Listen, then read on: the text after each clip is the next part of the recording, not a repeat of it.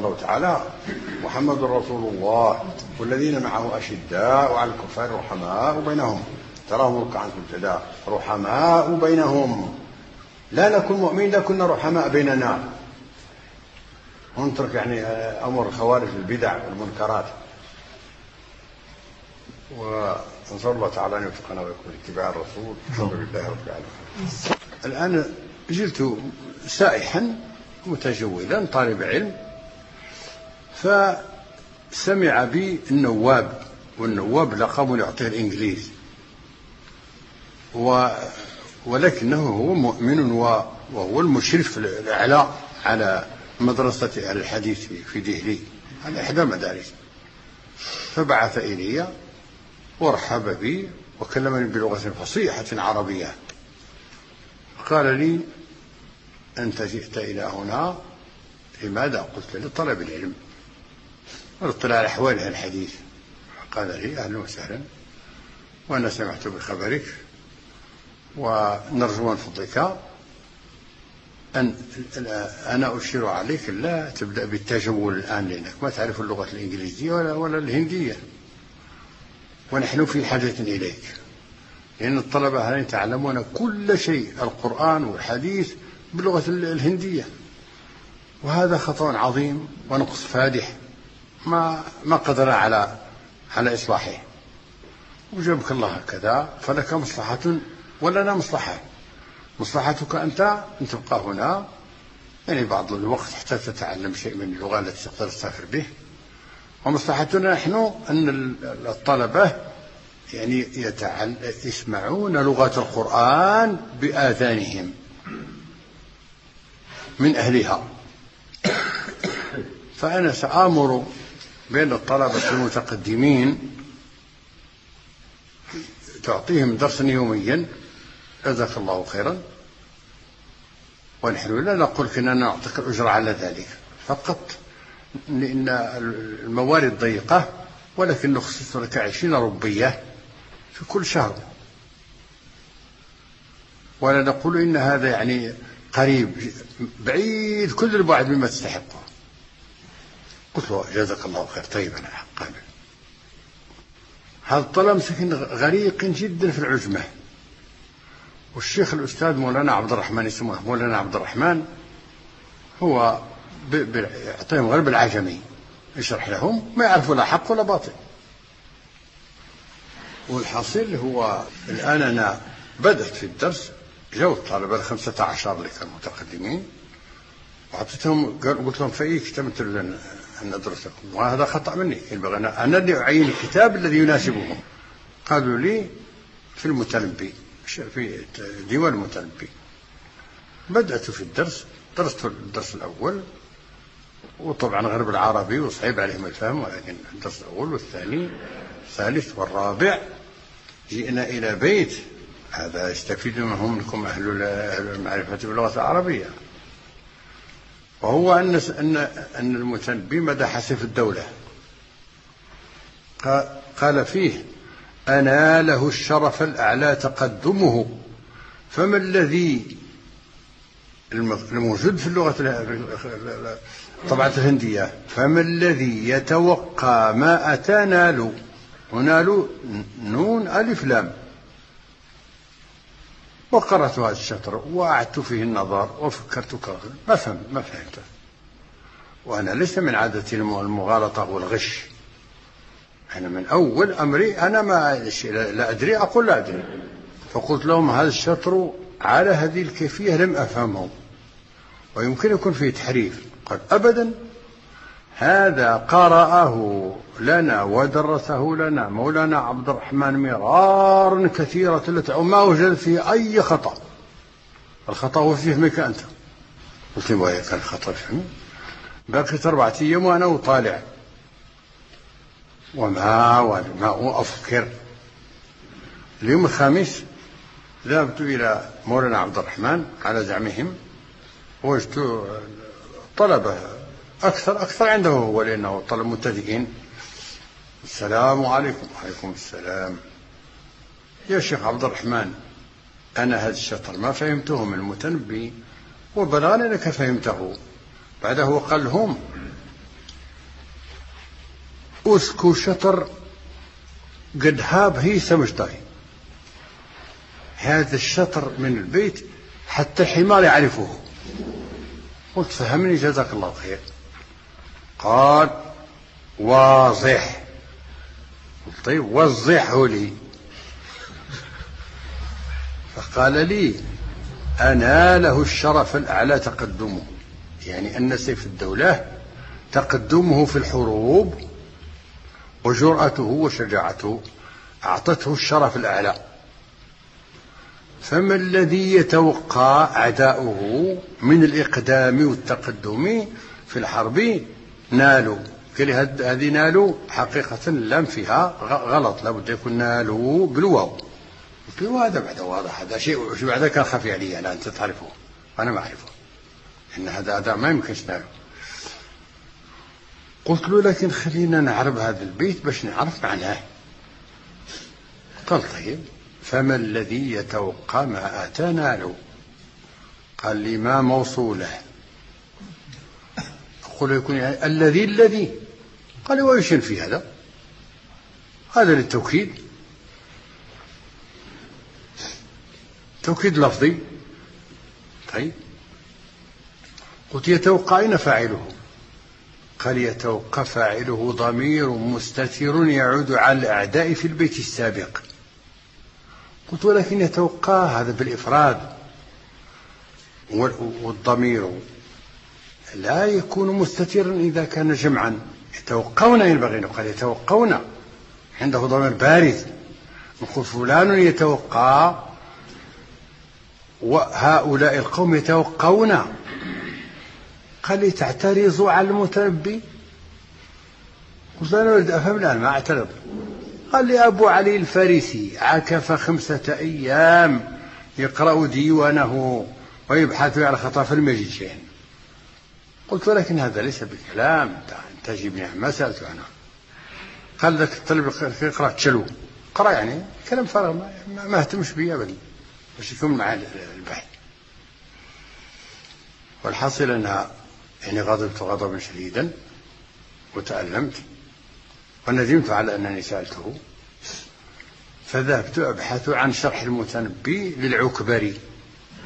إن العكبري هو شرح عربي جيد للإمام، ما يوجد أفضل منه ولا مثله، ومطبوع في بلاد العرب، مش مطبوع مجتبعي. لا، قلت بعد الطلبة علموني كيف أسأل عن المطبوع المجتبعي باللغة الهندية. قالوا لي كل ما تلقى شرطي قل له مطبعي مجتبعك ها هي، فيقول أي ستشلو أي ستشلو، اذهب من هنا اذهب من هنا. ومشيت على ذاك الشيء حتى وصلت للمطبع المجتبعي. قلت لهم وين عندكم العكبري؟ قال ما عندنا، النسخة الأخيرة بعناها اشتراها طالب في مدرسة باتك حبش خان. وأخبركم أن مدارس أهل الحديث الذين لا يعرفون لا مذهب ولا طريقة إلا قال الله قال الرسول كانت في ذاك الزمان 10 مدارس في دهلي في مدينة واحدة، وما سجدهم أكثر من ذلك. فهذه أيضا من مدارس الحديث. فأيضا استعملت الطريقة نفسها، باتك حبش خان كاهي أي ستشلو حتى وصلت إليها. قلت أين الطالب الذي اشترى العكبري من مطبوع المجتبعي؟ جاء طالب قال أنا، فجيبها لي. جاب النسخة، قرأت البيت 4 مرات، مرة ولا ما فهمت من شدة الغضب. ثم وجدت أن البيت فما الذي بتوقي ما أتانا له، فما الذي بتوقي، مش يتوقع اللي اخترع له فاعل يعود على العدل السابق. هذاك جار ومجرور أصلا، غير الباء حطوا لها نقطة أخرى صارت يتوقع. والمعنى أنا له الشرف الأعلى تقدمه، سيف الدولة ملك العراق أوصله إلى الشرف الأعلى إقدامه في الحروب. فما الذي ناله أعداؤه بإحجامهم وتأخرهم وجبرهم عما أتاهم الإقدام. فما الذي بتأخر والجبن أيوة كتبت له ذاك الشيء اللي كتب له قبلي كله عليه، ورجعت له السلام عليكم. والسلام. قلت يا شيخ عبد الرحمن أنت زعمت أنك فهمت معنى الشطر الذي عجزت عنه أنا، وقلت للطلبة بعدما نسيت لكم ذوك 15 ذهبت 11 منهم وجدوني جاهلا بزعمي وبزعمي عبد الرحمن، بقي لي 4 فقط. هذه ال4 قاحنا معك على كل حال، فهمت ولا ما فهمتش؟ احنا بغينا نسمع كلام عربي لسانك. الحاصل قلت له أنت قلت للطلبة إن باللغة الهندية قد هابه أسكو الشطر سمجتهي، يعني حتى الحمار يفهم هذا الشطر، وقد ظهر أنك لا تفهمه. اقرأ. فقرأ وأعاد النظر ثم رد لي الكتاب وقال تشلو، قال ذاك الطالب كان يقرأ تشلو يعني زيد في القراءة. أيوة. فنظرت في قصيدة معنا في أوائل الشباب فقلت هذا قصيدة عندي الديوان، قلت فيه نسيت القصيدة ما احتملت في الديوان. وصفته بالجهل وقلت ووصفته بما فيه من العيوب، لأن أنا إذا هاجوت إنسانا لا أجب بالشتم، الشتم ما يضرش، أصف العيوب اللي هي فيه بلغة فصيحة. قلت وهو كان فيه الوسواس، كان إذا دخل بيت الخلا يبول، وكان حوالي 60، إذا دخل بيت الخلا يبول، وأنا الآن في 90 وعندي ضغط في البول لكن ما عنديش هذا. هو يبقى يتوسوس يعني ما هذا من جهل الحديث أيضا، لأن النبي صلى الله عليه وسلم أمرنا قال إذا شكيت رش في الماء، باش إذا رشيت الماء ما قدر الشيطان يوسوس لك. إذا قال لك هذا البول بقى قلت له لا ما بقاش هذا الماء. الحاصل فهو يخرج ويحب يعطي دروس لا يمر منها أبدا. يقعد يوقف في المسجد هكذا، المسجد هكذا هو يده في ذكره ويعطي الدرس يستبري ويعطي الدرس.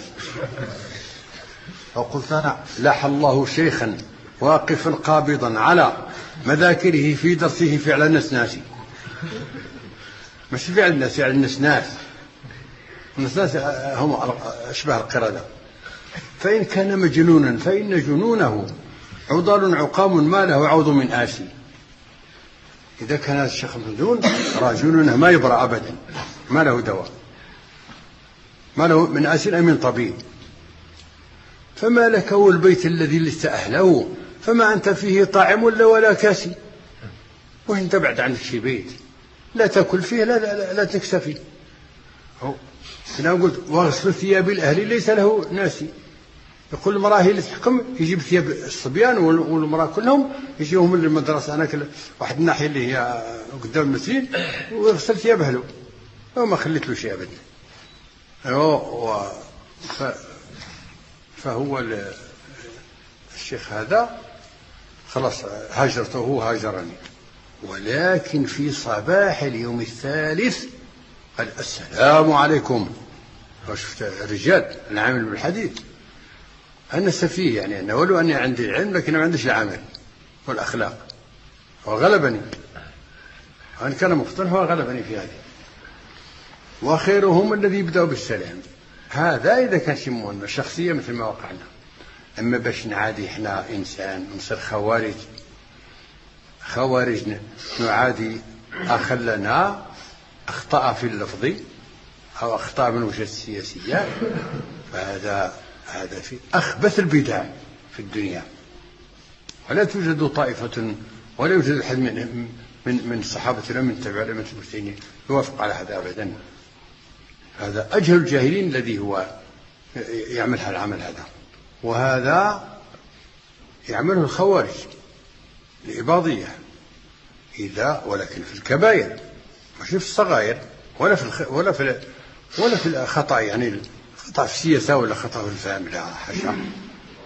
الخوارج ظهر إنسان كذب أو ظهر عليه خلاف وعد أو ظهر عليه خداع لأخيه الخارجي الإباضي يبلغ للرئيس، والرئيس يأمر بهجر ذلك الشخص، فهو في الحين يتوب، ولكن حتى بعد ما يتوب يعني لا يرده إلى مكانه، فرض عليه أن يصلي في الصف الأخير ولا يكلمه أحد أبدا حتى تمر السنة وتصدق توبته ويصدقوه في توبته على أنها توبة النصوح، خلاص ما يرجع شيء، يعود يرجع له مكانه كما كان. ورأي سنة الخوارج الإباضية هذه، ومو حتى أقبل، لأن هذا الذنب الكبير كذب أو خداع أو زنا أو نحو ذلك، ما خطأ ما قلبه لا عاقل ولا مسلم.